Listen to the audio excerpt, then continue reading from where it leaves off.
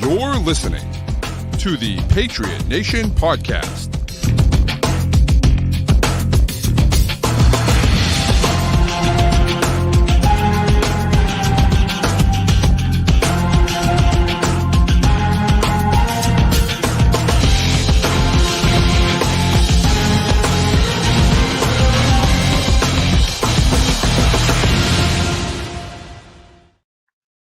All right, welcome into another edition of the Patriot Nation Podcast, presented, of course, by FanDuel, the official sports wagering partner of CLNS Media. Go to FanDuel.com/Boston to sign up today. And Matt, it's been a great weekend of football, but I just have two words for you, Matt. Just two very simple words. And those words are perhaps Buffalo's favorite words, apparently. Wide right. Oh, it's gorgeous. Oh, it's delicious. It's delicious. It's so funny because it was just, especially once they started playing for the kick, and it's Buffalo. You know it's windy. You know it's cold. It's not that short of a field goal. And the second they flashed that graphic that said he was, 9 of 9 on game tying or game winning kicks in the final 2 minutes or whatever it was. You know it's coming. Yeah, I feel bad for the kicker because that is brutal. But it's Bills, yet again, this happening to them, it's hilarious. And the fact that they cannot get over the Chiefs, man, everything about that fourth quarter was wild. That was a weird quarter of football. Yeah, you know what? And it was, you felt like the Chiefs. I mean, they do that. The Bills did that ridiculous. I don't know what the hell they were doing with that fake punt. It was insane to me. So I don't think they mentioned this on the broadcast. The Chiefs only had 10 men on the field for it. It's crazy. They didn't get a full 11 out there. So I think the Bills may have seen that and kind of audibled into, we have a man advantage. We're going to do this. I think it's dumb. I mean, if you're going to go for it, I don't hate the idea, but if you do it, you got to get it. And that's that was like 4th and 5. The other thing for me is if you're going to go for it, you have Josh freaking Allen, dude. What are you doing? Like, he's been unstoppable all night long running the ball. Like, maybe don't drop a design run for him, but roll him out and see what happens. Like, I don't get taking the ball out of his hands. But then, fine. Chiefs take over at the 30. They drive right down, not even drive. They get right down the field because of a Pacheco run. And then they throw it to friggin' McCole Harbin on that stupid end around thing. And it was like, what are you doing? And, he reaches for the goal line because he's a dummy. Fumbles out of the end zone, which, of course, everyone hates that rule. I don't mind that rule. I do think you could adjust it. And you could say, okay, you keep possession, but you get 1st and 10 at the 20-yard line. I think any fumble forward and out of bounds should just come back to where the ball was fumbled. Like, that's kind of my take on that. And if you want to do that and give the ball to the defense instead, that's fine by me. But I feel like it should be the same. I don't think a defense should get rewarded for letting a team get all the way down to the goal line and then the offense messes up. Like, if you want to stop the offense, do it earlier. Don't rely on failing the I like that idea a lot. So the idea is that oh man, that's really fascinating, dude. Is that instead of getting the ball at the 20 because of a touchback, you get the ball at like the 1-yard line or wherever they fumbled from. That is a fascinating idea. I like that a lot better than something else. Well, in any other circumstance, a fumbled ball forward that doesn't get recovered comes back to the spot where it was fumbled. Sure. So I think that logic should exist across the board. And then the ball either goes to the offense or the defense. I don't really care. I think you can make an argument either way and I'll buy it. But I just don't like that the touchback part of it doesn't make any sense to me because, like, the ball goes forward anywhere else, it just comes back. Why would it be different there? It's not. Right. Well, I guess the idea is that they're taking, but they're not even taking possession. I don't know. I see. If nobody gets the ball, then I don't feel like there should be some big drastic change in what happened. Like if they had recovered it, then that's a different story. Then you get a touchback, right? But if it goes out of bounds, but you have to.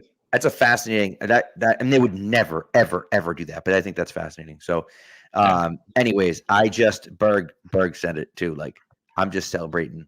I'm just enjoying Buffalo, the misery of Buffalo. And look, I get that Mahomes is is lights out in the playoffs. He's doing something that only Brady has really done. And he's been incredible. He's been incredible. And he's the only guy realistically that has any chance of catching Tom Brady, right? But Brady has 7 rings and Mahomes has 2. And Brady's 2-0 against Mahomes in the playoffs. So like it's still you look at it and you say, okay, I still don't know if we can make him the GOAT over Brady no matter what happens. But yeah. So I don't know. I'm not worried about that conversation either, because like you said, like we're 4 Super Bowl wins away from even starting to have an actual conversation, I think. Right. And like I don't know, and that's also look at where the Chiefs are right now. They got a little bit lucky at points today. They had a really sloppy game, and they benefited from a Bills defense that is not very good right now because of how injured they are. That's not how this is going to look next week.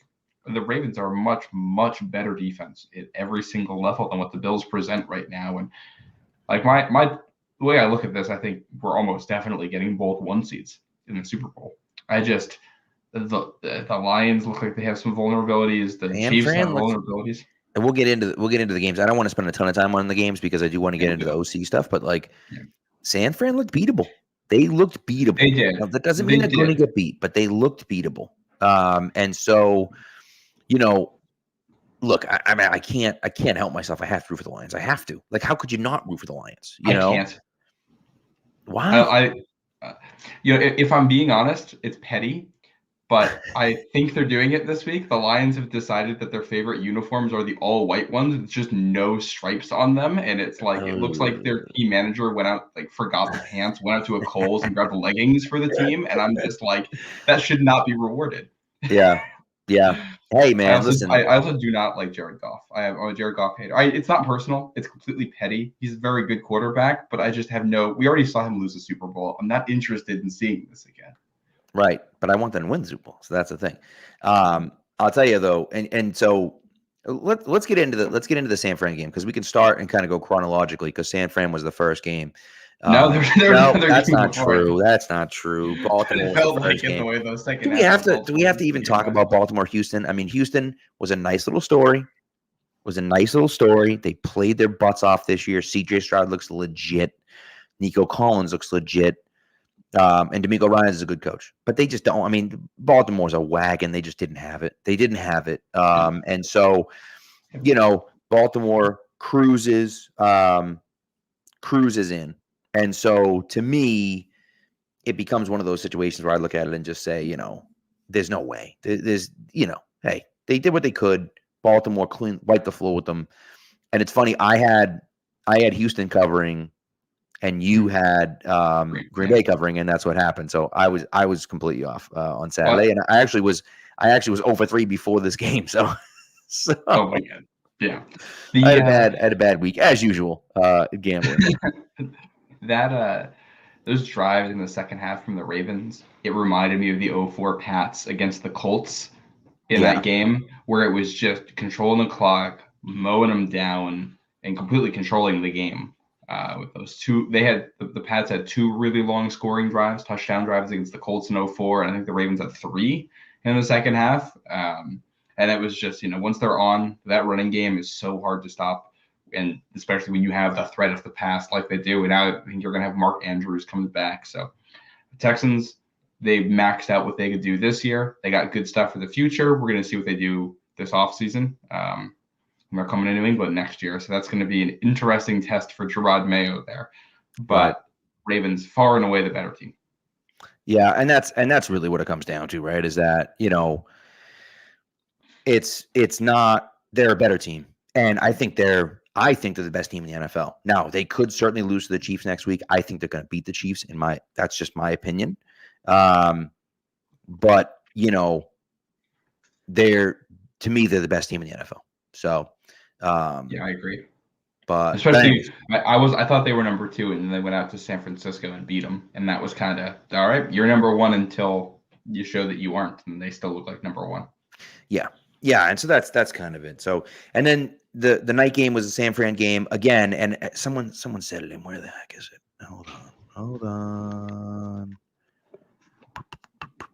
Okay, Ashton said it. Purdy did impress me last night.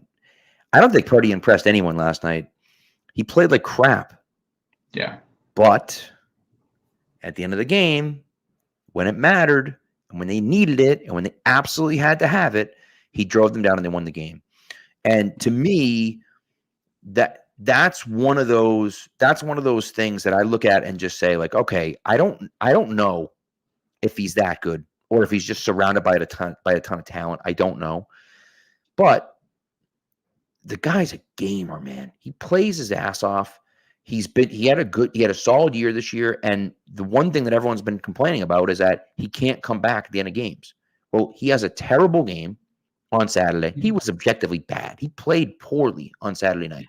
Yeah. And then when it came down to it, and when the game was on the line, he drove them down and they won the game. And that, to me, that shows me something. Now, again, that doesn't mean he's a top 5 quarterback or a top 10 quarterback or any of that stuff. But like, for me, to fight through a bad game and still win, that to me is huge.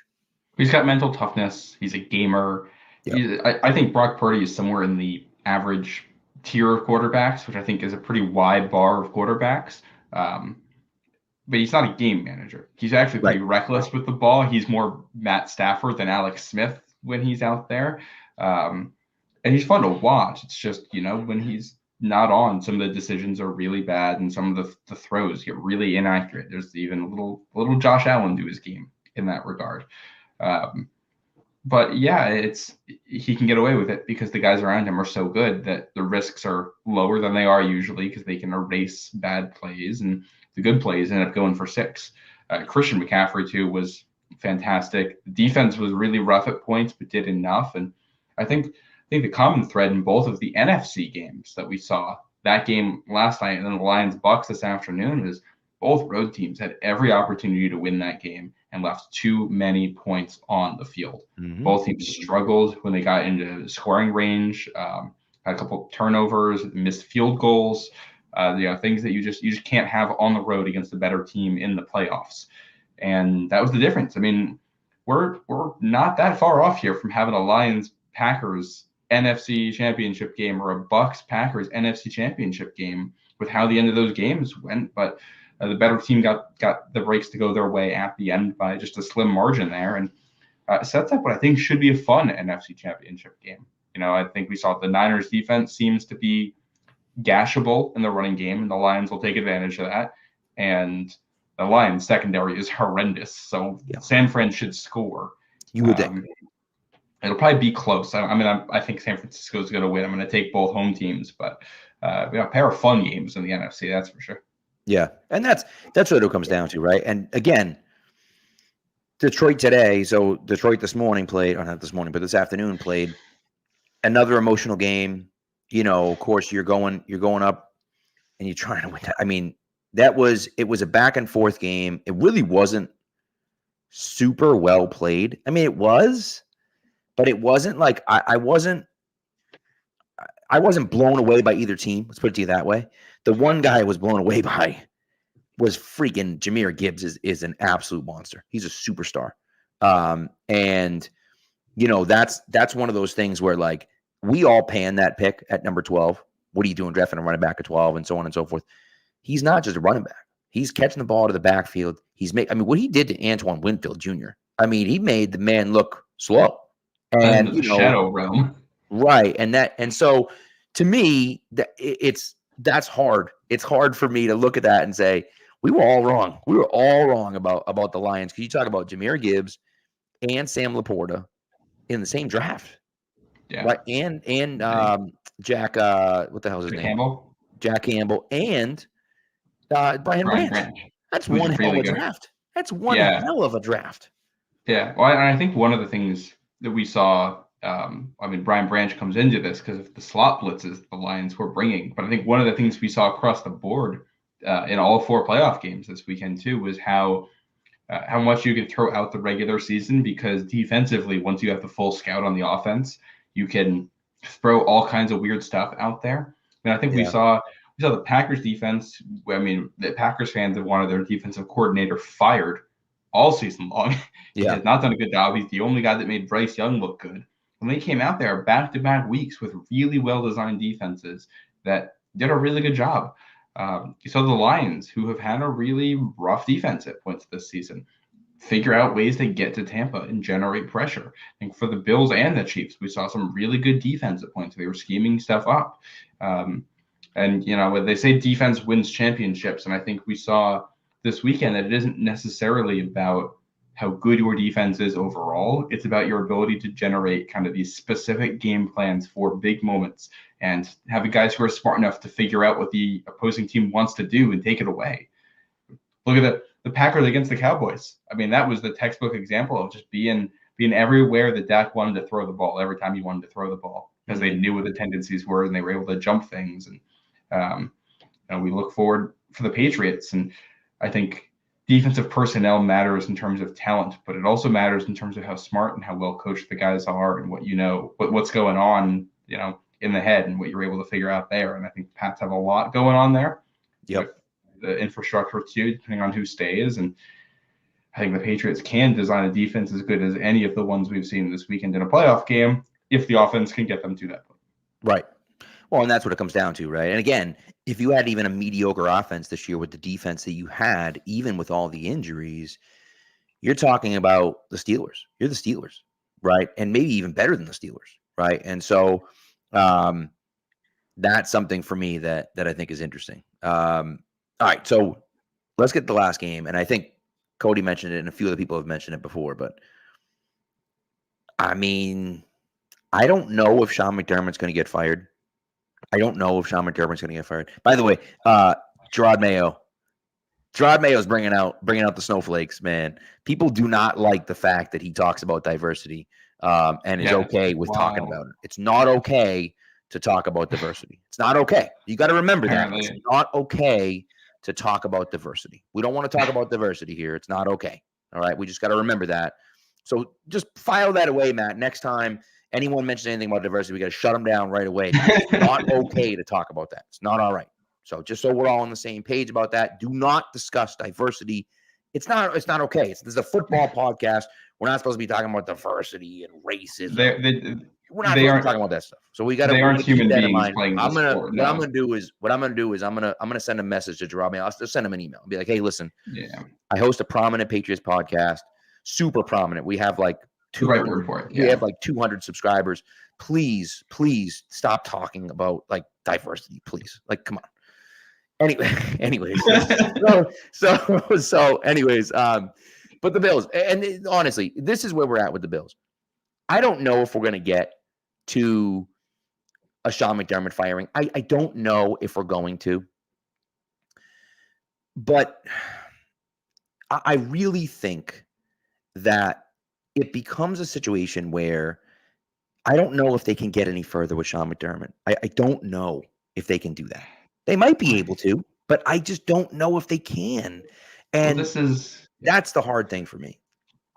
Well, this is the third team now. We were kind of talking about the head coach we know he's good, but can he get us over the hump way? And we see the Cowboys stick by Mike McCarthy, and seems like the Eagles are sticking by Nick Sirianni. So now Sean McDermott's up, and it's tough because it's such a weird season for the Bills, and it's been 2 weird seasons here.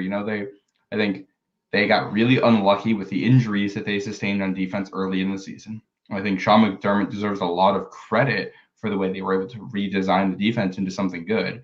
I think the fact that it played kind of poorly at points tonight is just they got re-injured again. The important pieces in the way they figure things out now are hurt. And, at a certain point, you run out of bodies and guys who can do things at a high level. Firing the offensive coordinator to me mid-season was such a weird move. And, the offense isn't why they lost this really. You can't really pin it on any one thing. I think Sean McDermott's a good coach. I don't know if he's a great coach. And I wouldn't want to be the one making this call. I'll tell you that much, because I think he's done a lot of the right things. And he's also done some very strange things in a lot of ways there in Buffalo. And I don't. And the other thing is, you look at, I think we'll bring up the Bill Belichick of it all. If the Bills were to hire him instead, I think he makes that defense better immediately. But given what we've seen in New England the last couple of seasons, how do you feel about Josh McDaniels coming into to coach Josh Allen? That's a pairing that doesn't make any sense to me. I don't think those guys are very compatible at all. And if that's what you're going to insist on, if Matt Patricia is suddenly back in here as defensive coordinator, given recent track records, if you're the Bills owner, I think that would be a very, very risky move in a business where decision makers are usually very conservative about the decisions we make. I don't think they're going to rip the Band-Aid off. Well, and that's a great point. That's a great point. And so I don't know what's going to happen. And this is so Mike Larry. Here we are. That Atlanta's still doing interviews, and I thought Belichick was a lock there. I think the reason why he isn't is because of the situation that we're dealing with right now. It seems like Sirianni is still in. I guess I'm not really sure. They just announced that the Sean Desai's out as defensive coordinator. So I would assume if they're announcing coordinator things, not head coach things, that usually means the head coach is staying. Yeah, it sure does seem that way. And so you have to assume that Sirianni is going to stay. Mike McCarthy's staying, but now this is the next job. No one's taken the Atlanta job yet because they want to make sure that they get all of the information they can get. Right. Yep. This game ends. If Buffalo's looking at this saying Sean McDermott's not the guy, and they fire him, that instantly becomes the number one job, obviously. Right. And so, with that offense and the players that they have on defense, that to me is huge. And so I look at that and I just it becomes an issue for me that I look at it and I just say okay, that's interesting. That becomes the number one job. And so no one's accepting that Atlanta job yet, because if they accept the Atlanta job and then the Bills job comes open and the Bills are like, hey, man, we would have hired you. You're like, oh, my God, what am I doing? You know what I mean? So, So, I think, I think the other thing, too, that's interesting, if you're the Falcons, is Bill Belichick the best coach on the market for you right now? You're a team that has struggled offensively. Yep. And it looks like Jim Harbaugh is on the market. A guy who has taken teams to the Super Bowl, a guy who's good at developing young quarterbacks, a guy, we talk about the Ravens on here. You know where that Ravens defensive coordinator came from? He's been at Michigan the last couple of years before this. That's where he did a lot of that stuff. And it's, if you're a team that wants to plan for the long-term future, not just the short-term future, and you have the opportunity to hire a coach who just won a national championship in college and whose style of defense is what may win the Ravens a Super Bowl here in part, and you're a quarterback away, and this guy's quarterback is in the draft, and you have a chance to continue that relationship. And I also think the personnel they have in Atlanta fits what Jim Harbaugh likes to do offensively. So I think there's a very real possibility here that Bill Belichick gets left at the altar and doesn't get a job, which is crazy to say, but it feels possible. Well, the hard thing is that he's 72, right? And I don't know if that feedback, by the way, is coming. The echo, I don't know if it's coming from me or from you, but I don't know. I don't know if he's 72. He wants to go in a situation where he can win. And the team that's bringing him in needs to feel like we're good enough that we can realistically compete right now. And I don't know who's in that spot, right? I don't know who's in. Buffalo's in that spot, obviously. Philly's in that spot. Dallas is in that spot. Is Atlanta in that spot? Maybe. If Atlanta gets a quarterback, they might be in that spot. But who's the quarterback going to be? Maybe if Atlanta says, maybe maybe Bill Belichick's saying, hey, look, here's what we're going to do. We're going to throw a bag at Kirk Cousins. We're going to sign Kirk Cousins, right? We throw an absolute bag at him, sign him. I'm going to bring in McDaniels, and all of a sudden our offense is going to be, I'm going to fix the offense, and don't worry about the defense. I'll take care of the defense, right? And so, and again, I don't know if that matters, but it's like it's a tough sell when a 72-year-old coach is saying, "All right, I'm gonna make this team a champion team," right? And that's In a hard short window. unless again you feel like we're literally a coach away. Yeah, You know? and it could be, and it's. I think if you're Arthur Blank, you got to be sitting there because you're going to be getting that argument from Bill.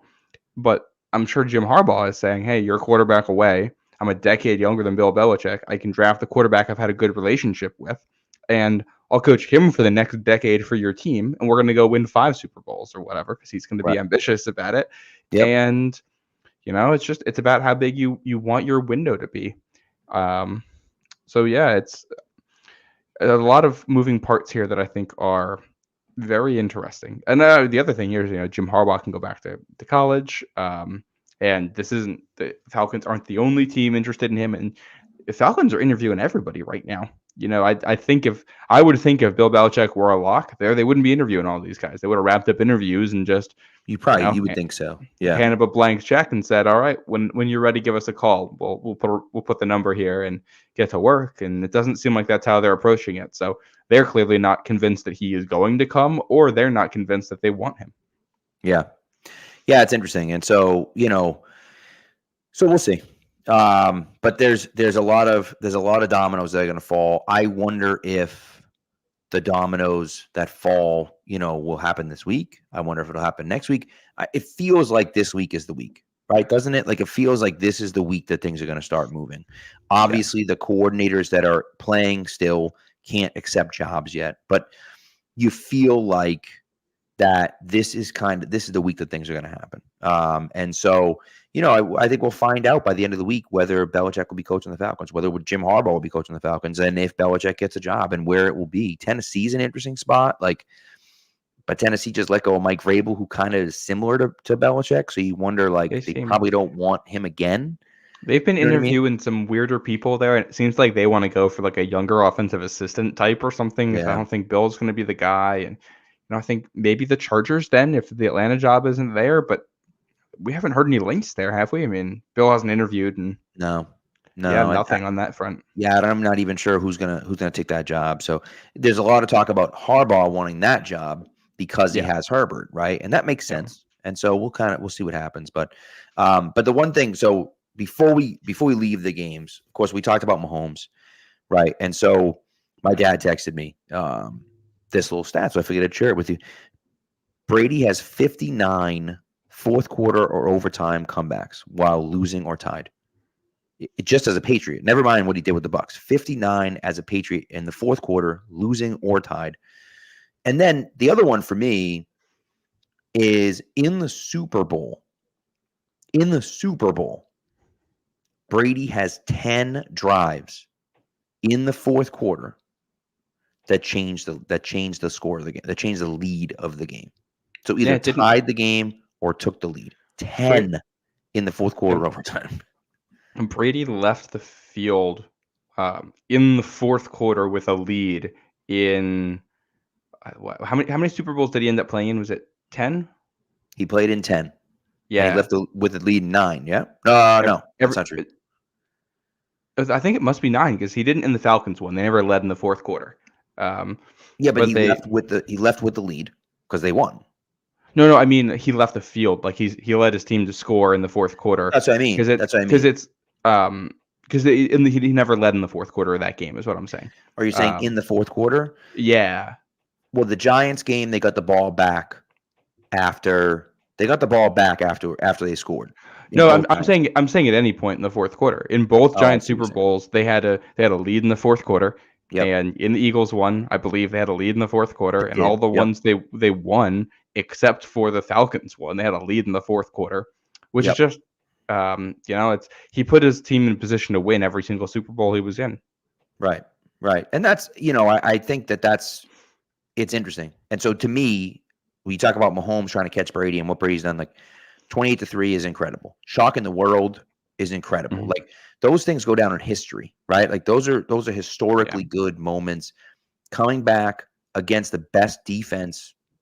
And again, the Legion of Boom, if they hold on and win that Super Bowl, that's considered the greatest defense of all time in back-to-back Super Bowls, they would have beaten Peyton Manning and Tom Brady in back-to-back Super Bowls, and they would have won back-to-back games. That's wild. Like that would have been that would be the number one defense of all time. And because they lost, they destroyed that whole team. That one loss destroyed the entire Seahawks franchise, right? One play call. And so that's one of those things. That's fascinating, right? And so, I don't know. Now the other thing, and Patriots Loco pointed this out too, and this is a little bit off topic, but Andy Reid might be retiring at the end of the season. Imagine Bill Belichick in Kansas City. Well, the other name I think about there is Eric Bieniemy. If he doesn't end up staying in Washington, would be a really interesting one to see him. Well, they all lobbied for him. Mahomes loved him. They all. It does make sense for him going back there. So, but you know what I mean. So, and Nick On's trying to argue that Brady had a better defense. So I agree. I assume that's satire, but we'll see. I don't know. Maybe. Yeah. Well, maybe it's not. I mean, you can't do Brady versus. Mahomes until Mahomes at least passes Montana. Like you got to get through that first. So I'm not even. I'm not entertaining the debate. I'm not. How about we worry about him passing Eli Manning first? Okay. Yeah. So that's we're not there yet. So he's a fantastic quarterback. This isn't taking anything away from him. He's young. He's very good at what he does. Yeah, like he's excellent. We'll see how this goes. We don't have to make the decision right now. NFL careers are long, and we can We can wait for more information before we make that argument. Exactly. All right, let's take a break. When we come back from the break, we're going to talk about the offensive coordinator position. We'll talk a little bit about the defensive coordinator position because they've already kind of started looking at candidates for that one. Offensive coordinator, I think, is fascinating as well. So we'll get into that when we come back from the break, and then we'll go from there. All right. The NFL regular season is wrapping up, but there's still time to get in on the action with FanDuel, America's #1 sportsbook. Right now, new customers get $150 in bonus bets, guaranteed when you place a $5 bet. That's $150 in bonus bets, win or lose. The app is so easy to use, and there are so many different ways to bet, like live same-game parlays, find bets in the new Explore tab, make a parlay in the Parlay Hub, the best way to find popular parlays, and more. So visit FanDuel.com/Boston and make your first bet a layup. FanDuel, official partner of the NFL. Must be 21 plus and present in select states. FanDuel is offering online sports wagering in Kansas under an agreement with Kansas Star Casino, LLC. First online real money wager only. $10 first deposit required. Bonus issued as non-withdrawable bonus bets that expire 7 days after receipt. Restrictions apply. See terms at sportsbook.fanduel.com. Gambling problem? Call 1-800-GAMBLER or visit fanduel.com/RG in Colorado, Iowa, Kentucky, Michigan, New Jersey, Iowa, Pennsylvania, Illinois, Tennessee, and Virginia. Hope is here. Visit gamblinghelpline.ma.org or call 1-800-327-5050 for 24/7 support in Massachusetts. Or call 1-877-8-HOPE-NY or text HOPE-NY in New York. All right, my sister just sent me a video of of a Chiefs fan who set up like a fan on the side of his TV when they lined up for the field goal. Oh my goodness! It went wide right, so they're all flipping out because I'm gonna go watch some. There's some good TikToks I watched before bed tonight of reactions. But before we get into it, we'll talk about that game. One last thing about it. Yeah, I love Jason Kelce, man.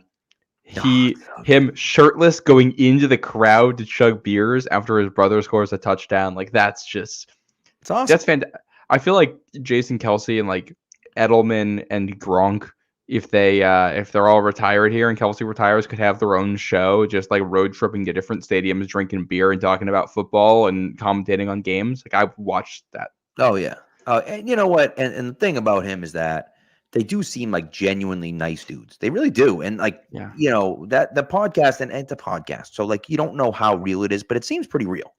They seem like right. And and you see kind of their interaction, the way they talk and the way they interact with each other. It's fascinating. And so that to me is fun. But he had a blast today. He had a good time today. We'll put it that way. And we'll have a good time next week, I'm sure, in Baltimore as well. And so I hope they lose in Baltimore, but nevertheless, rooting for the Ravens from here on out. I like Lamar Jackson. I think that's he's a really good player, and I think it might be his time for a ring here. Right. And Lamar's nasty. He's a very good player. He deserves more recognition than what he gets.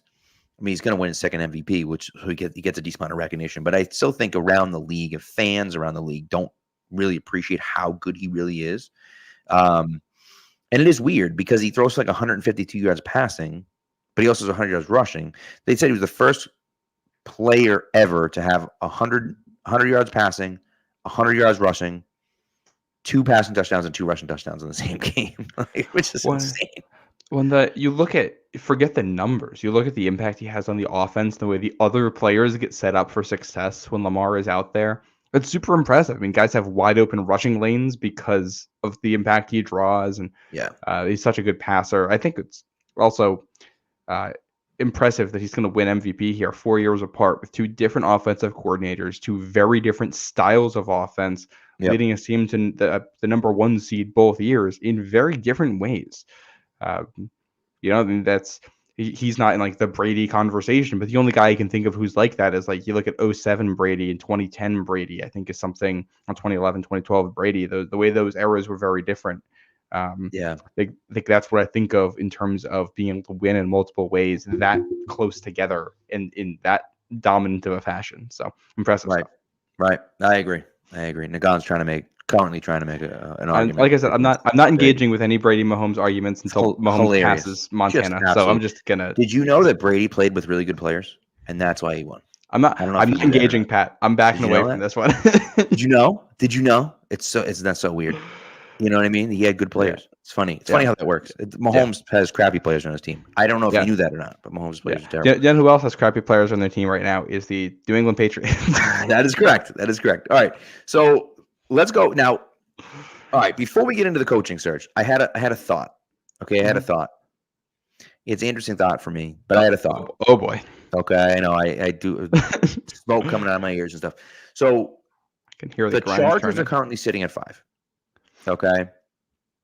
They could go a million different ways. They're obviously not drafting a quarterback, but they could go a bunch of different ways on offense. But they need a true number 1 wide receiver. They absolutely 100% failed last year, right? They failed last year. Tried to draft Quentin Johnson. He's terrible. Okay. Keenan Allen's their best wide receiver, but he's like 97 years old. So like at some point that's going to go away. Would they trade up to 3 and draft Marvin Harrison Jr.? Sitting at 4 is Arizona. Arizona, if Marvin Harrison Jr. is there, Arizona's going to take him. I've even suggested maybe trading back with Arizona instead of that. But regardless, let's just play it out. How much would LA give, right? How much would LA give to move up? And so if you just look, it's an imperfect science, right? It's an imperfect science. But if you look at the Rich Hill draft chart, which of course we're going to do since Rich shout out Rich, part of the Pats Nation Network. Okay. But if you just look at the chart, right? 3 is 514, 5 is 468. So that's what, like a 35-point difference, right? Which is an early 4th round pick. Yeah. Now I would say you probably could convince them to do a 3rd. And the reason why you could convince them to do a 3rd is because you'd say to them, hey, look, Arizona's on the phone too. They're offering us a 4th as well. Why don't I just move back to 4? Sure, I'll lose Marvin Harrison Jr., but Arizona's not going to move out of 4.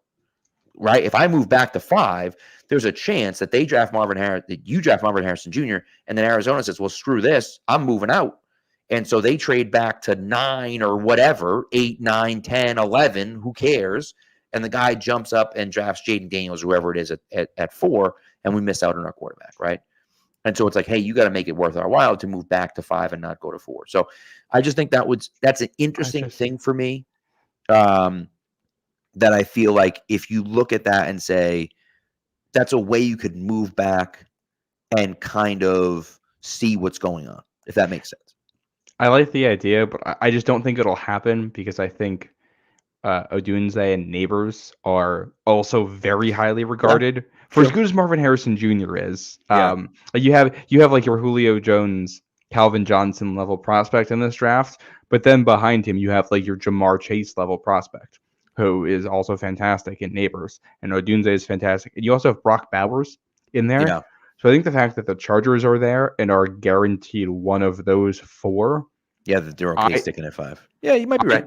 I don't think they move up unless there is somebody in there that they feel like they absolutely cannot miss out on, which I think would be Marvin Harrison Jr. And maybe they feel that way, but I don't think teams are going to. I just don't think they're going to see there's that big of a difference to give up something to come up. Yeah, it's a good point. I think if the Patriots end up trading back from 3, it's going to be because somebody likes Jaden Daniels anybody. It's crazy talk to say JJ McCarthy at 3, but it was crazy talk to say Trey Lance at 3 when we were having this conversation 3 years ago. And if we talked about Jim Harbaugh to Atlanta and the Falcons wanting to go get their quarterback. Yeah, see, I don't know. I don't think it's the Trey Lance stuff. The Trey Lance stuff, I think, is a little bit blown out of proportion, only because before the 2020 season, he was a top 5 pick before the season started. Yeah, people liked him a lot. Yeah. And so then he didn't really play in 2020. And so no one really saw anything. And they said, wow, ceiling so high that, we'll still draft him in the top 5. I don't think it's 1-to-1, but more so that somebody falls in love with a quarterback and moves up to go get him. It's possible. I'd probably be Jaden Daniels, though, at 3. I think the only way the Patriots end up trading back is if somebody wants to come up for a quarterback, because I think that's the only way they're going to make it worth it for the Patriots. True. Because, if you're sitting there at 3 and you got Marvin Harrison Jr. there sitting in your lap as a guy who immediately fixes your wide receiver issue, I think if you're in New England, you got to be really tempted to come off of that. And you'll listen. You definitely listen in that spot. But I think you're only doing it if somebody's given up QB trade level picks and ammunition. Yeah. No, that's a good point.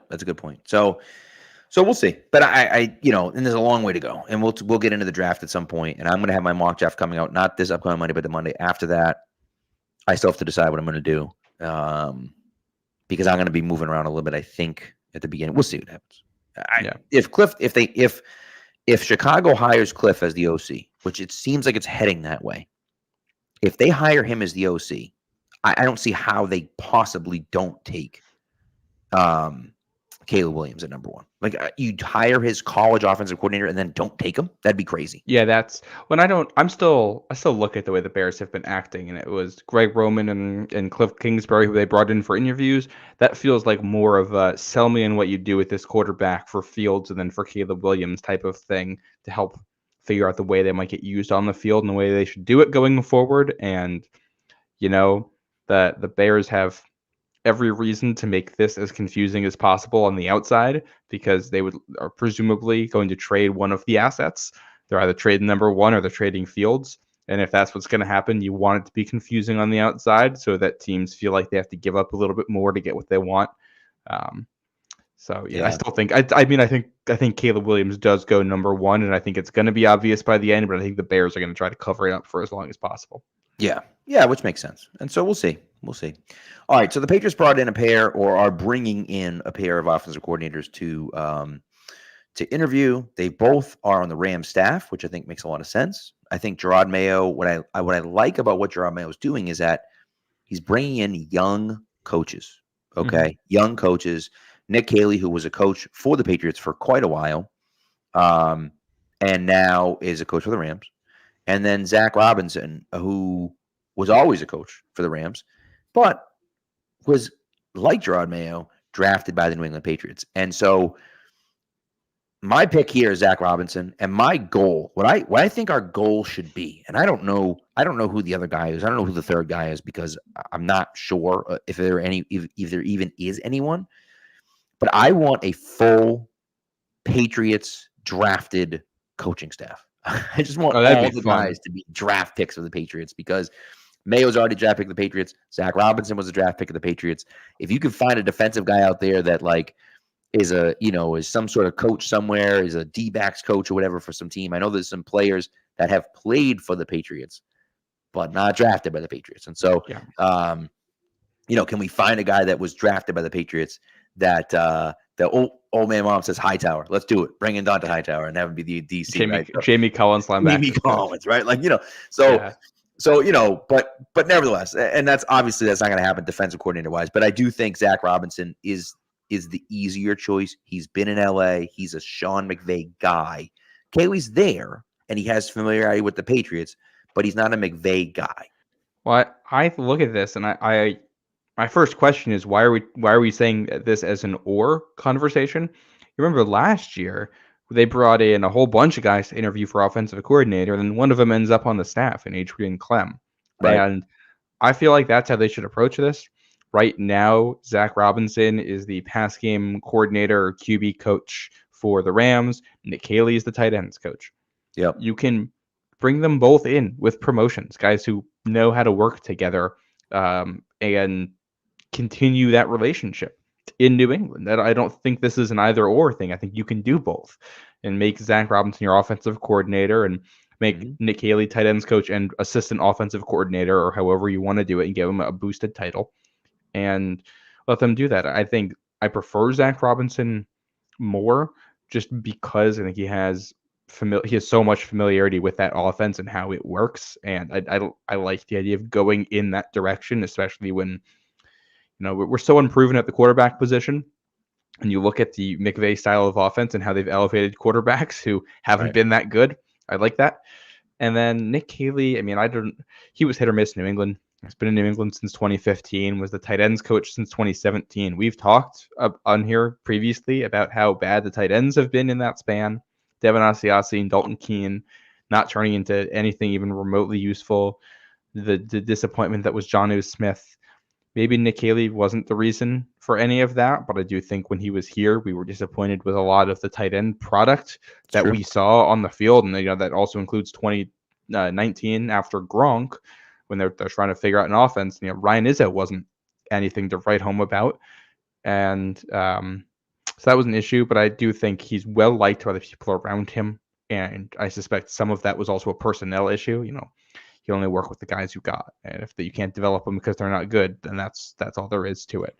Right. So I think the Zach Robinson, Nick Caley combo is my favorite of all the options they have right now. My only concern with it is that if you do that, you're probably going to have an outside zone offensive line. So you got to bring in a new offensive line coach for it, one who's very familiar with that style.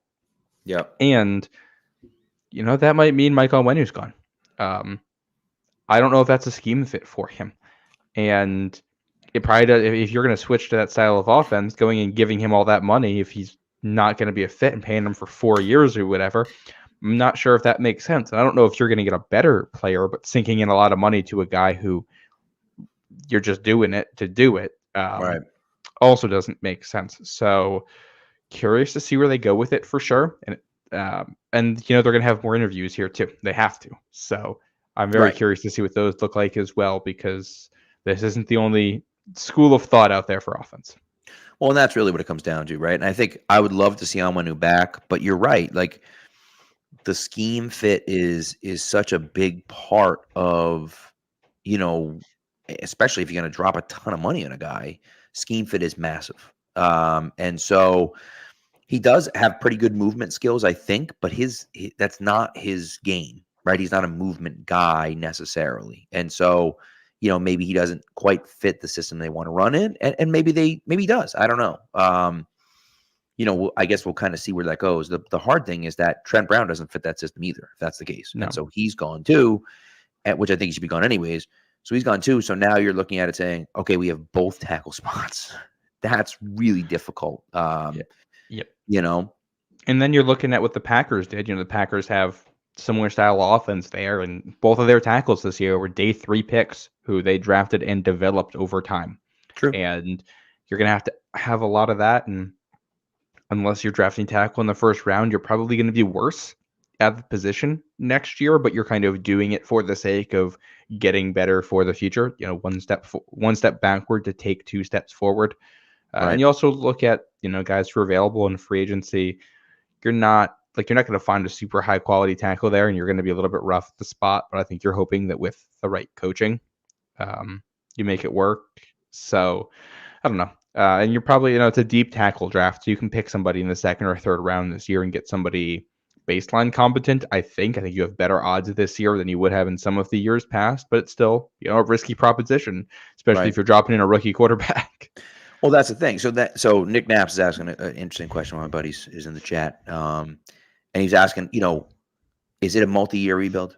Are they trying to bring in, try to bring in everyone you can to win? Of course you want to bring in as much as you can, but how many spots on offense need to be filled or replaced, right? And you feel like, and then, Mr. Bill W says all of them. And it kind of feels that way. It kind of feels like you need to fill almost all the spots, right? And like, you talk about if you let go of Onwenu, and assuming you don't bring Trent Brown, which please God, don't bring Trent Brown back, you need a left tackle and a right tackle. You might need a center. Now, maybe maybe Cole Strange flips the center. Maybe Jake Andrews can play center. I don't know, but you need to know whether you have a center or not. So there's 2, maybe 3 spots. You need at least 2 good wide receivers, right? So there's 2 wide receivers right there. So there's 2 more spots. You need a quarterback, right? You need a third down back. You need a tight end. So, I mean, other than that, they're doing great. Like they have no offense. When you look 2 years down the line, let's say, we'll look at the 2025 offense where you want to be at that point. I think we expect David Andrews is gone at that point. You are probably going to have 2 new tackles between now and then. Cole Strange is still very much a mystery. City So looked good at points, but pass protection was rough for him. He's a really good run blocker, but that's also in a mostly gap power inside zone system. He might not be a fit for the new thing. Receiver, everybody but Pop Douglas and possibly Kendrick Bourne, but he's a free agent. Tight end, you don't have any on the roster for next year. Quarterback, you need a new one. Ramondre Stevenson's contract is up after next season.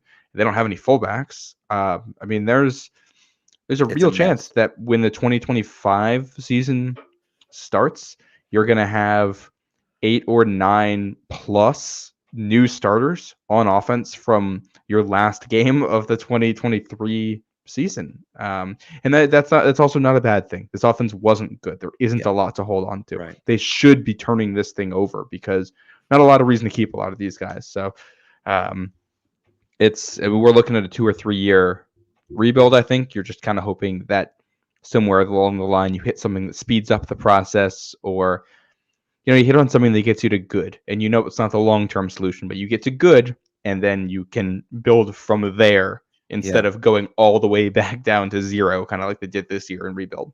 Well, I think the biggest thing for me is that you look at it's an interesting spot because you ask yourself, we could be the Texans or we could be the Panthers. Like you don't know. If you draft a quarterback in the first round, you're not sure where you're going to be, right? You don't know if all of a sudden that quarterback's going to be like, holy crap, that guy's unbelievable, right? And I think CJ Stroud is playing better. Had a better year this year than he did ever in college. He looked better at quarterback than he did at Ohio State. And so that's not something that you typically see. Yeah. And so that is interesting to me. Okay, how are you going to look on the field, right? How are you going to play? I think the Texans had a better roster than the Patriots do right now. Yes. But, that's the hard thing for me is that I wonder what happens, right? I wonder what happens. Do you look at it and you say, all right, fine, we were competitive there. We're building something. Great. And they are. And Houston wasn't, like we said, Houston wasn't really competing for a championship. But the fact that they were able to be that good right away and win the division right away is impressive. And you see where Stroud is going, and now you can kind of build some pieces to get there. And you're going to have guys, because guys want to play with great quarterbacks, because great quarterbacks win championships. That's what happens. Yeah. And so when you have a great quarterback, guys want to play there. So if you look at CJ Stroud as an elite quarterback, you're going to get guys, obviously on the offensive side, but even on the defensive side, that want to play with him because they feel like he gives them a chance to win. And right? And beyond that, I mean, you have a wide receiver 1, a quarterback 1, and a pass rusher 1. Pro Bowl level guys at all 3 spots right now, all on rookie deals, which gives you so much more money to throw around and get people to come play with you. And I think it's the Patriots are not going to be like the Texans because the Texans had a franchise left tackle and a budding Pro Bowl caliber wide receiver on their roster, which nobody knew. Well, we knew about Laramie Tunsil. We didn't know Nico Collins was going to turn into this guy, like a Brandon Ayuk type guy out there, but he has, and he's really good. And unless Pop Douglas turns into that guy next year, and Vidarian Lowe turns into a franchise left tackle overnight. That's not what the Patriots are going to be. And I think, I don't know, my opinion is still, I want to get a quarterback, but I also don't think you can force that pick. If you don't love a guy at 3, do not take a quarterback just for the sake of taking a quarterback. That's not how it works. And then I also look at the coordinators they're bringing in. You look at that Rams McVay style of offense, I don't think that's a Jaden Daniels offense. That's a Drake May offense. That is a Bo Nix maybe offense, maybe a JJ McCarthy offense. But Caleb Williams is a guy who plays in a lot more of a spread. Jaden Daniels plays in a lot more of a spread. Michael Penix is a guy who his one big weakness as a quarterback is that he can't attack the middle of the field. That's where he struggles. That's the heart of the McVay offense, is finding ways to attack the middle of the field. So if that's where you are and May isn't on the board, don't take a quarterback at 3. If this is the direction you want to go with your offense, unless they have some, unless they're looking at what's going on in Baltimore and trying to integrate what we've seen in Baltimore the last 5 years with the McVay offense, and they want to go for that, and you want to take Jaden Daniels, then, I can get on board with that as a concept. But if they're trying to run what they've run in Los Angeles, then I don't think there's going to be a quarterback available at 3 who's worth that pick who fits that. Oh, you knew it was coming. You knew the McCarthy reference was coming. Look, that's the question, right? That's the question. And I think as we kind of go along here, you look at it and say, all right, do you want the third best quarterback at 3? Or do you think someone's going to make a mistake, right? Do you look at this and think they're going to screw it up? The Bears are going to take the wrong guy at 1, or, Washington's going to take the wrong guy at 2, and the guy that we really have as our number 1 guy on the board is available at 3, right? And maybe and if that's the case, then you take him, right? But if run to the podium. Right, Caleb Williams is there at 3, then you run to the podium and you figure the rest out later. And so that's the thing, right? But if you're looking at it and you're saying, okay, we're at 3, Jaden Daniels is available. Caleb and Drake may have gone 1, 2. We like Jaden Daniels, but we don't love Jaden Daniels. Why don't we move back? Maybe we take Marvin Harrison Jr. Maybe we move back to 6 or 7. And maybe there's a team that's in love with Jaden Daniels, and they want to get up there and to take him. So, okay, you move back. Say it's Atlanta. I don't know. I don't think it will be, but say it's Atlanta. You move back to 8. Atlanta jumps up to 3. They take Jaden Daniels. You're at 8. You draft Joe Alt or Fashanu from Penn State or Brock Malik Bowers. Neighbors or Brock Bowers or one of those guys. Yeah. You're going to get a first-round pick for next year as well for a team that has a rookie quarterback. You never know how that's going to go.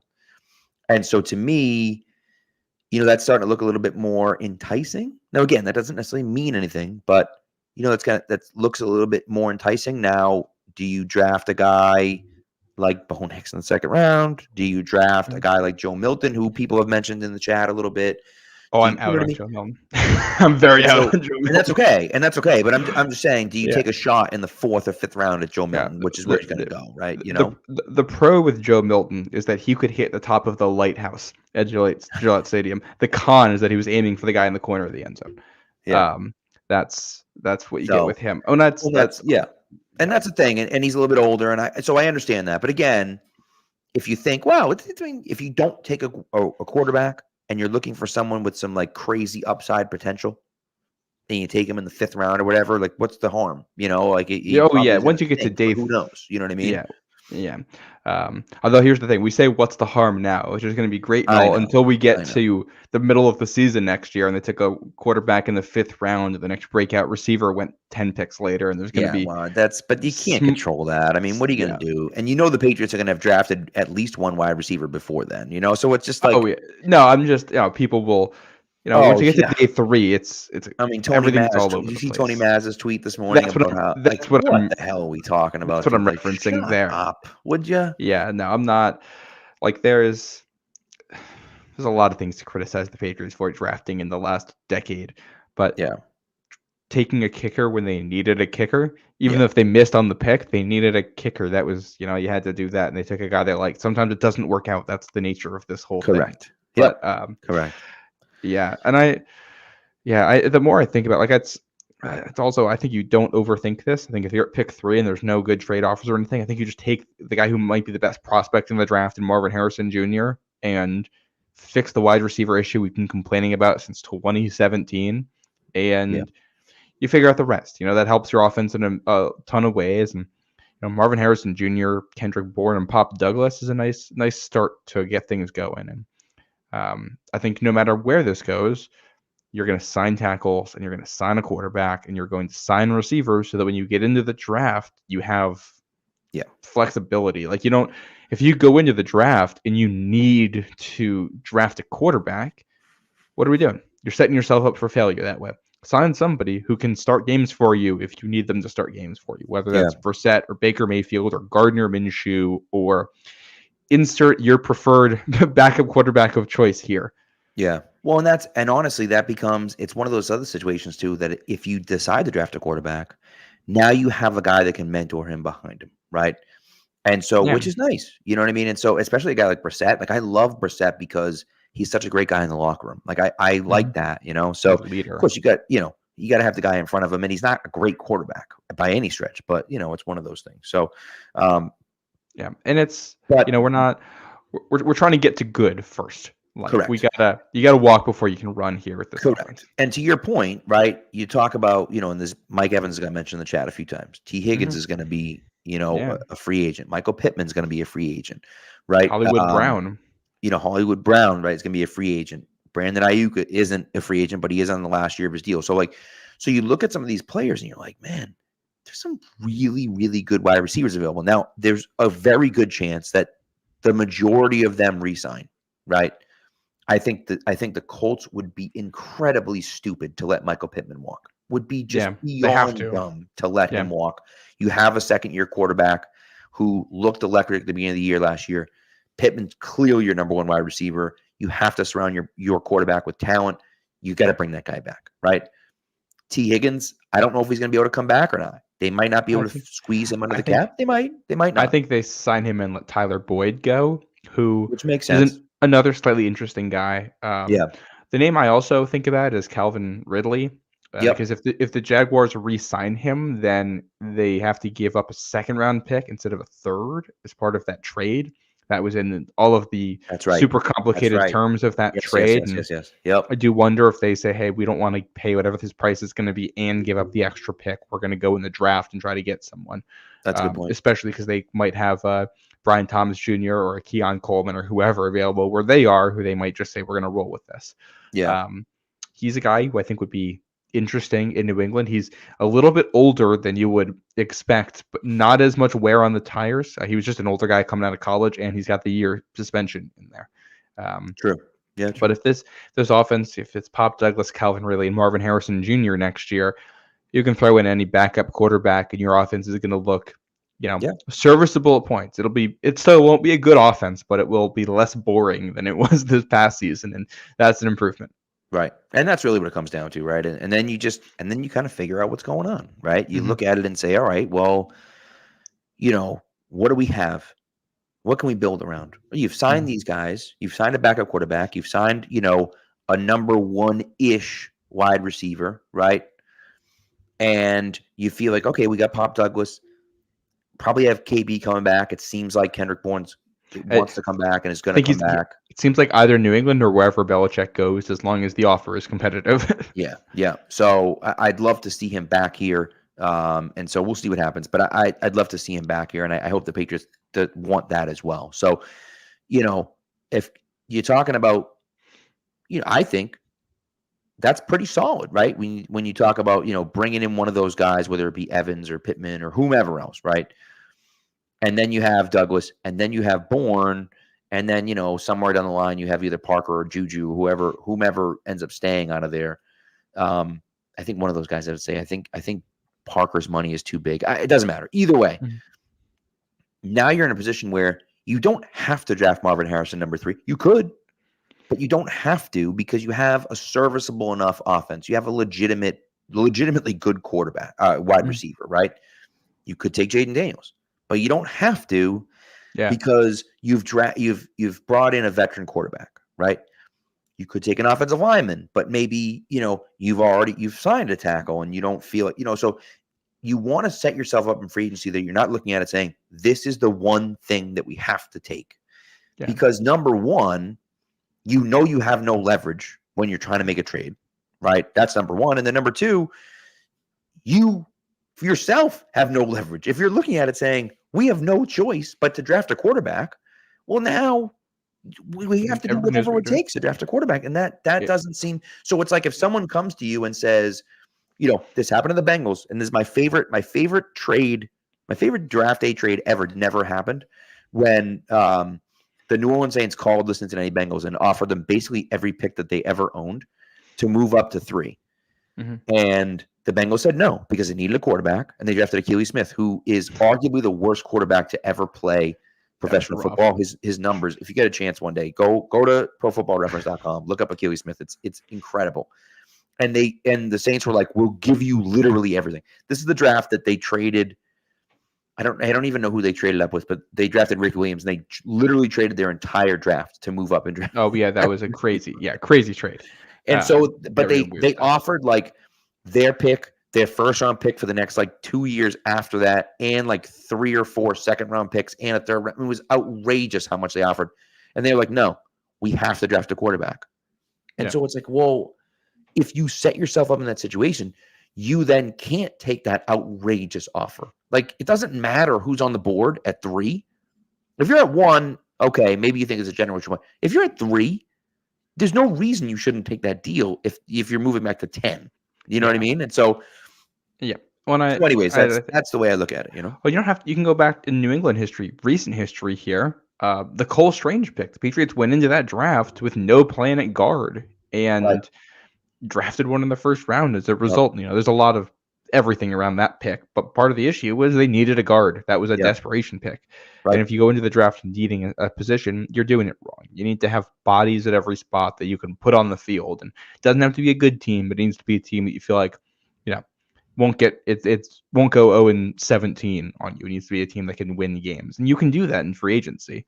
So yeah, curious to see. I did see, speaking of free agency, somebody way back in the chat had asked about Chris Jones in free agency. If the Chiefs let him go, I would not be surprised if he hits free agency. And we talked about all the receivers the Patriots could sign. There's a real chance none of them hit the market. There's a real chance all of them end up back with their teams.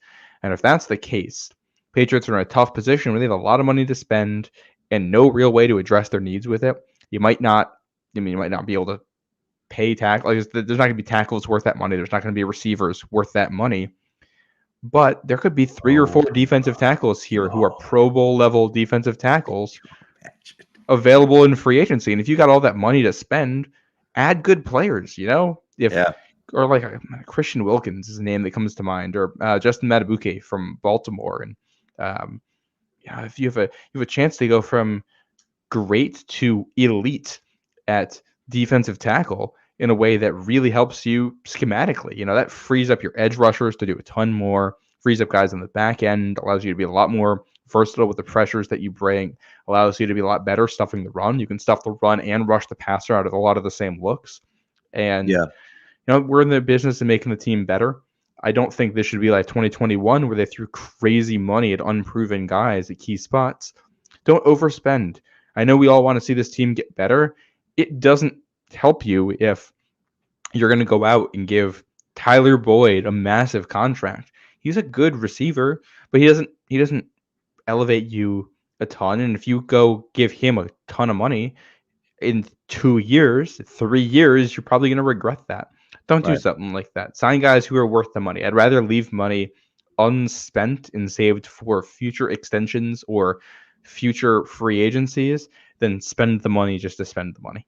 Right. True. That's true. By the way, someone mentioned Godshaw. He does have 1 year left on his deal, but it's like the out is like $3 million. It's easy. It's easily cuttable if you wanted to move on from him. Well, that's the other thing. You can move on from Guy and Godshaw here, free up money, and use that to go sign a different defensive tackle who is younger. And they're both good players, but I think that second defensive tackle spot is a spot you can improve in your front seven. Right. By the way, I mentioned Caley Smith, and a few people mentioned other things in the chat, but But the Achilles Smith thing, 22 games, 17 starts. 17 starts in his career. 3-14 record, 46% completion percentage, 2,212 yards, 5 touchdowns, 13 interceptions.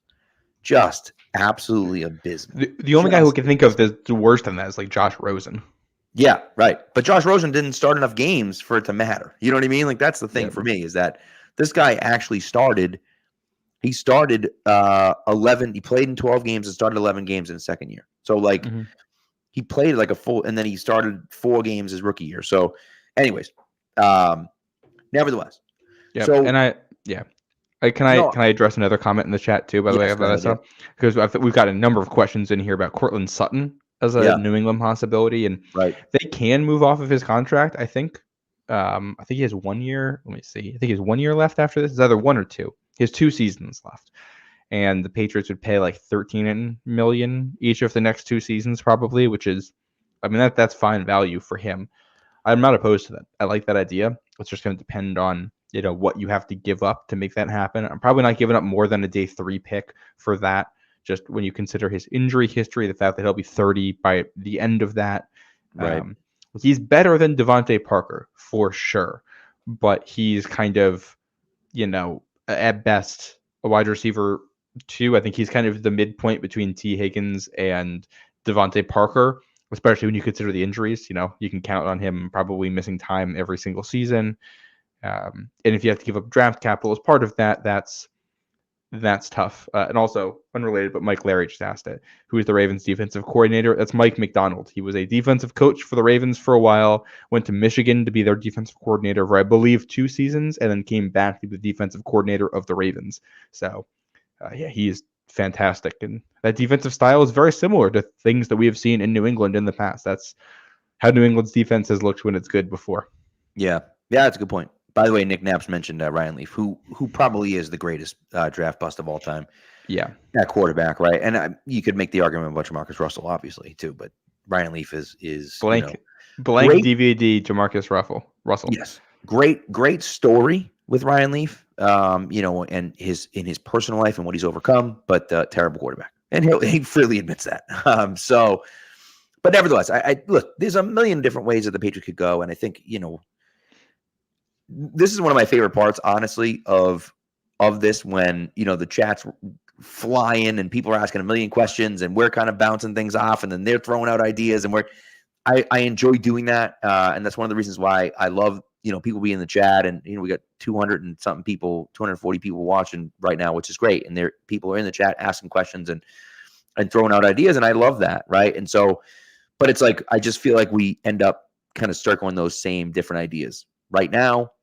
Nothing's clear right now. We don't know what type of offense they're going to run, right? Michael Falco is very upset about that they don't know what type of offense they're going to run yet on January 20th. But we got time. Patience. We don't know exactly what offense we're going to run yet. We don't know exactly what kind of defense we want to run yet.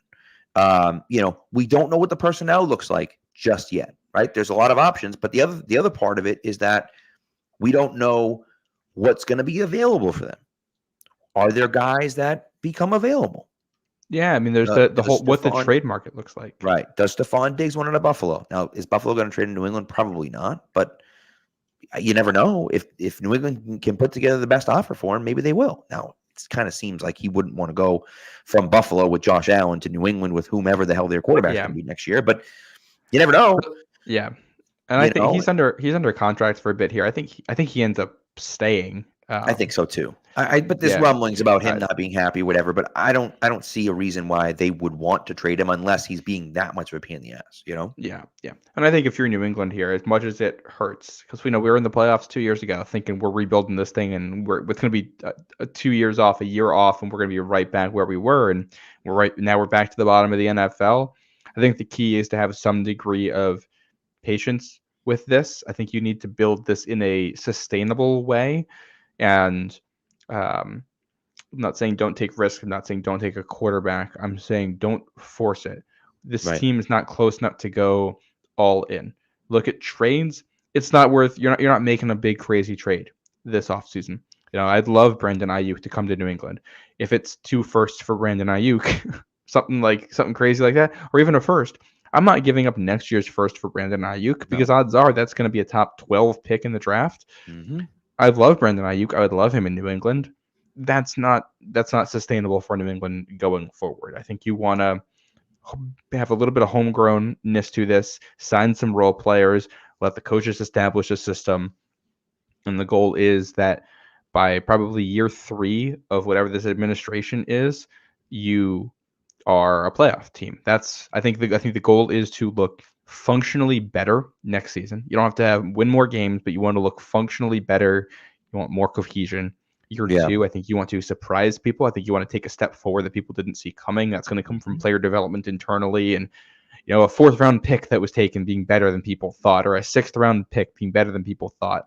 And then the idea is then by year 3, that's when your quarterback will have a year or 2 of experience under their belt, and you have a whole scheme built up. You've added talent, and after that second year off season, that's when you can start to go all in and make some of the big moves. It's just, we're back at the beginning of this life cycle. Unless they get somewhere very lucky along the way and accelerate it, it's going to take time. Unfortunately, I wish that wasn't the case, and I hope and that's the thing. And honestly, right now, with the amount of holes that you have on your team, it's not the worst thing in the world.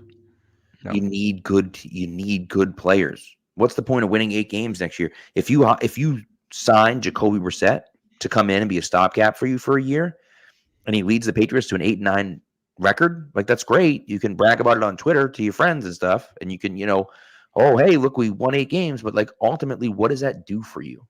Right? Yeah. That doesn't help you because you have so many holes and you need elite players. Winning 8 games doesn't help you because you're drafting 15th again, and now you didn't draft a quarterback this year. You need a quarterback next year. You're not going to get one, right? And so that's one of those things that makes it difficult. Well, I think the other half of that thing too is that you want to see the team itself play better. Like you want the team to play better, but not necessarily to translate into wins, because at a point in here you do need to draft a quarterback. If it isn't this year, you're going to need to do it the year after. You're going to trade for somebody, or you're going to try to sign somebody if they hit free agency. That's going to be the play. And when that opportunity comes around, you would like the team to be good enough that you can be competitive in, if it's a trade talk or a free agency talk, or if it's a draft, that you feel like you can put a quarterback into this system and things are going to work. That's why I meant to tweet out some clips and I didn't get around to editing them. The guy I came around to way more than I was expecting to, and I got into the tape, was Bo Nix. I don't think he's special. I don't think he's a franchise guy, but I do think in the right system, he's a guy who could start year 1 and be like, we talked about Sam Howell. I think he could be a little bit better version of what Sam Howell was at points. And he's a guy you're probably going to get in the 2nd round. Although I think I sent it to you after our last show. The name of the reporter is escaping me right now. I'll have to go back and find it. But one of the guys was Benjamin Albright was talking about what the buzz he's been hearing about quarterbacks, and he's hearing Bo Nix and JJ McCarthy as early 2nd, late 1st round guys. He's also hearing Michael Penix as a definite day 2, possibly round 3 type of quarterback, which I like a lot of what Michael Penix does, but he has a lot of holes in his game for a guy who's played that long, and he has a lot of medical concerns. And I don't think teams are going to like him until that point. I think if you're New England, you can probably feel safe. Yeah. If you like Michael Penix and you're New England, I feel like you can probably feel confident either taking him in the 3rd with your pick or trading up from where you are in the 3rd round and getting him somewhere in the mid to late 2nd. But if you're gonna go into this McVay style offense, I think Bo Nix can run that, because you're not asking for a ton of high difficulty throws, and that's all right. We can get somebody at the quarterback position for now. We're gonna go from an F grade to a C- at the position, and then we're going to build a team, and we're going to see maybe he gets better. And if he doesn't, in 2 years, we're going to take another stab at the position. Yeah. And that's what you're trying to do. Ultimately, you're trying to get to a situation where you can build around an elite quarterback. You need a quarterback to win. You have to get one, right? And so you have to draft that quarterback. Now, whether that quarterback comes in the 1st round, like Josh Allen, like Lamar Jackson, like Mahomes, Patrick Mahomes, like this guy and that guy, or whether he comes in the 3rd round like Dak Prescott, or the 7th round like Brock Purdy, or so like those are the situations where it's like it doesn't matter with a 6th round like Tom Brady. It doesn't matter where the guy comes from. It matters once he's here. How do you build around him? How do you support him? How do you build the team up? How do you build him up? Those are the questions that you need to answer, and that's what the Patriots have not done a good enough job doing. They didn't do a good enough job of it with Mac Jones. They didn't do a good enough job with Bailey Zappi. Now, there's a possibility that Mac Jones and Bailey Zappi were always going to be not good, and it was never going to work. But you didn't get the best out of Mac Jones this year, definitively. You put him in a bad spot. You put him in a bad spot last year. You put him in a bad spot again this year. He didn't rise to the occasion. He didn't make himself better. But you didn't help him out that much, right? And that's the issue for me, is that you have to put the guy in a good situation to see what he has. We don't know what Mac Jones is right now. Mac Jones isn't good. I think we can pretty definitively say Mac Jones isn't a starting level quarterback. Or the version that exists right now, no. That's the thing. But what we saw in 2021, it was a little limited, but like you're like, okay, he could do something, right? And so it's one of those issues for me that I think I look at it and just think like, man, you never know. Like he could have been okay. Yeah. But then again, as Austin Gale says, the worst thing in the NFL is a good quarterback, because then you're just stuck in the middle, right? Yeah, and so, and I think I'm going to go back here. David, I think David put this perfectly. He says, bottom line is Pats need to hit on players in at least the first 3 rounds. I think that's the case here. I think regardless of position, the first 3 rounds, your first 2 days of the draft, you want 3 starter level players on offense. You need that. Whether that's you're finding a tackle, whether you're finding a guard in there, a tight end, a wide receiver, quarterback, running back, wherever it is, you need guys who are that good, because you're gonna need a lot more of them going forward, and you need your premium picks to be hits. And not just that, but as they did last year with the defense, the first 3 picks, at least the first 3 picks should be offense, and that's the thing for me is load up on the offensive side of the ball, and like you say, throw darts at the board and see what happens, right? And I think they should draft multiple wide receivers again. I think they need to draft another running back at some point, and draft a few more offensive linemen. Yeah, I mean, look at running back. They got one really good one who's up after this year, and I think we saw weaknesses there. Like they need everything on offense. There's no position where you're not thinking about drafting a guy there. So. And I think, again, the biggest key is you can't miss on guys. You can't have a total bust in the first or second round this year. Right. If that happens, you're going to be picking right up near the top again in the near future. Right. And this is what we talked about, right after the draft, we talked about Detroit and Detroit's draft and how people killed them, absolutely killed them for drafting Gibbs at 12, Jack Campbell at 18. You draft Laporta and Brian Branch in the second round, and people just absolutely lit them up. I don't know what you're doing, why you're drafting a running back at 12, blah, blah, blah, so on. One of the things that we said was that you're making an educated guess. You're taking a bet that these guys are going to be at least good. You're not taking this wild swing that this guy's going to be an elite player or he's going to suck. And so you get these guys that you think we look at it and say, all right, we're good. Like they're good players. They may not be superstars, but they're good, solid players. Yeah. And then Gibbs outperformed what you thought he was going to do. Branch outperformed what you thought he was going to do.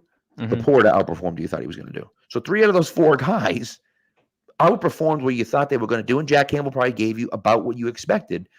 And all of a sudden, you're in the NFC Championship game, right? And so it's not that they didn't have a good team before that, but you get the idea here. Like that put them over the top. If you draft well and you hit on those guys, that's how you end up in this spot, Yeah, and it's you take enough picks on offense, and you're going to get really good players in there. Amon-Ra St. Brown's a day 3 guy who's turned into an NFL superstar at wide receiver and a huge part of that offense. So that's part of it here is just you got to keep taking the shots, because eventually you're going to hit, and that's how we always talk about how for the most part under Bill Belichick, this team has always had good corners and always had a good secondary. Why that is? Because they drafted a corner in the second round every single season and signed like 15 of them as undrafted free agents. If you bring in enough bodies, you are going to find talented players in there just, by luck. It's one of the reasons why we think the Steelers are so good at drafting receivers, Hey, we talk about the good receivers the Steelers draft. Go look at the draft history. They had some really, really bad picks in there too. They just draft like 2 receivers every single season, and when you do that, you find good ones. That's So it. that's the Patriots kind of have to do that. And the Patriots have drafted 3 receivers in the last 2 drafts. And they look to have gotten a starter-capable guy in Pop Douglas out of it. So the strategy works out. You just got to do it, and it's another reason why you got to think about trading back. And that's not just the first round. If you're there in the second round, and somebody says, "Hey, we'll give you a day 3 pick, a 4th round pick to move back a couple spots, or whatever it is," I don't have the value chart in front of me.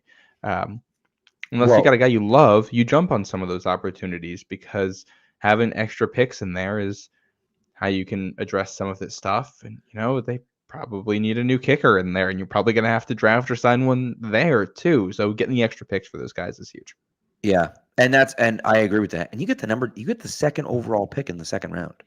So, you look at that and think that's worth something. That's a valuable pick to have that people want to trade up to. And so we'll see kind of where it goes. But I do think that you need to take as many hits, as many shots at the dartboard as you possibly can. Yeah. You're not going to hit on all of them, but if you take enough of them, you're going to hit on some of them, right? Well, and then that's all anyone remembers. I think the Pats have 7 picks in this year's draft. I'm pretty sure is what it is. I think you're right. And if you can get that to 8 or 9 and have 7 of them be offense, and the other 2 you can use on miscellaneous things like a corner or a linebacker or defensive tackle or wherever you want to go with it. I think you got to do it. Take a guy at every spot. 2 offensive linemen, a tight end, a running back, a wide receiver, and quarterback. Also, Patriots Loco says we should have Pickens and Flowers in this roster, and I agree with you with George Pickens. He should be a Patriot. Maybe he was off their board because of off-field issues or whatever. I don't care. I freaking love the guy. I wanted him at 22. I wanted him again at 29. I wanted him at 50. I wanted them to draft him, and they didn't. And I'm pissed about it because he's a beast. He's a head case, but he's a beast. Zay Flowers, I'm sorry. You will never change my mind that Christian Gonzalez wasn't the right pick. That was 100% the correct pick. Christian Gonzalez is a great pick. That's it. Done. That's it. Christian Gonzalez is basically the only guy I would have taken ahead of Zay Flowers at that time. Correct. And I suspect the Patriots felt the same way by the interest they showed too. Yes. And so it seemed to me, we've talked about this before, and I'll just you're at 14. You know what Pittsburgh's drafting when they come up. You know that Washington's taken Forbes. Everyone said Washington's taken Forbes at 16. You know that. And so now you look at it and say, okay, 15 is the only pick we don't know. It's the Jets. Maybe they stick and they take someone. Maybe they don't. They're not taking a corner. They're probably not taking a wide receiver because they have elite guys at both of those positions. So they're probably not taking either one of those guys. They might, but they might not. But no matter what we do, if we move back to 17, we're going to get either Flowers or Gonzo. And so, and reportedly, Keon White was in that conversation as well as the guy they liked there. Yeah, and of course they get him later on in the draft. But so that which becomes also the situation to me. And Mike Larry says the Pats have bigger needs. Maybe, but you always need a number 1 lockdown corner. Yeah, and I think you, when you're in the draft, generally speaking, you should just go best player available. Just because you want the most talent, and if you end up drafting the same position in the first 3 years in a row, if all guys hit, you're going to be so good at that position that you can build the rest of your team in free agency pretty easily and pretty cheaply, or you can spend extra money because you're saving it on other guys. And you can be truly elite at one spot, and if you can do that and have depth and young depth there, that's also incredibly valuable. I mean, they have. You look at where the secondary is right now, and Marcus Jones is still a question mark. Jack Jones is off the roster. J.C. Jackson, we assume, will be off the roster. Jonathan Jones is good, but limited and aging, and he's had injury concerns. If they hadn't drafted Christian Gonzalez, corner would be a massive need this offseason. And, they're in position to draft the wide receiver now. I'd rather have Marvin Harrison Jr. and Christian Gonzalez than Zay Flowers and whoever. I mean, maybe Zay Flowers and Marvin Harrison Jr. together would be fun, but I'll give you that one. It would be really fun. Yeah. But so anyways, all right, let's get out of here. We've been here for an hour and a half, but it's been a good conversation. But this is kind of where we're going, right? I mean, We have to figure out what's going on. Again, by the end of the week, I do think that by the time Thursday comes, we're going to get a little more clarity on the coaching situation. I think that after this week, none of the other coaches are getting fired. If you made the NFC Championship game, you're not getting fired. That's not happening. So those coaches are going to be safe. I think the other coaches, the other teams are going to make their decisions. And again, Philly, you assume are going to stick with Sirianni, but they haven't officially made that announcement yet. No one's really said anything yet. So that's still up in the air. We'll see what the Bills decide to do. I don't know. Maybe Andy Reid walks away. Like, that could be an interesting one too. Maybe there's some real talk about Andy Reid walking away. Right. And then so dominoes haven't fallen because of that. Right. And so, because they mentioned, 3 years ago?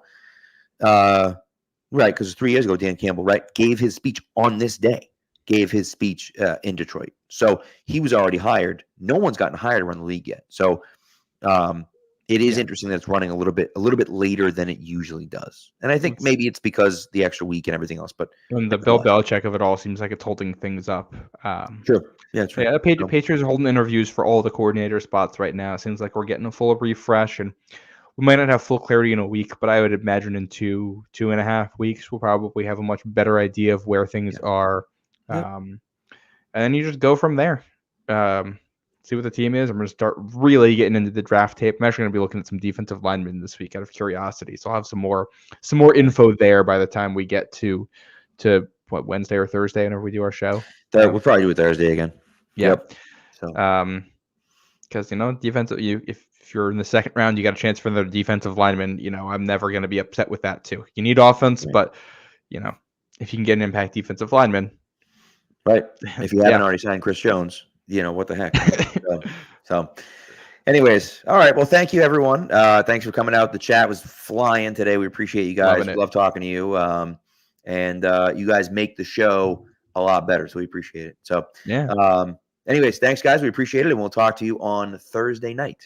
Have a good weekend, guys. Good weekend. A good week, I guess. We'll talk to you. Yeah, it's Monday already.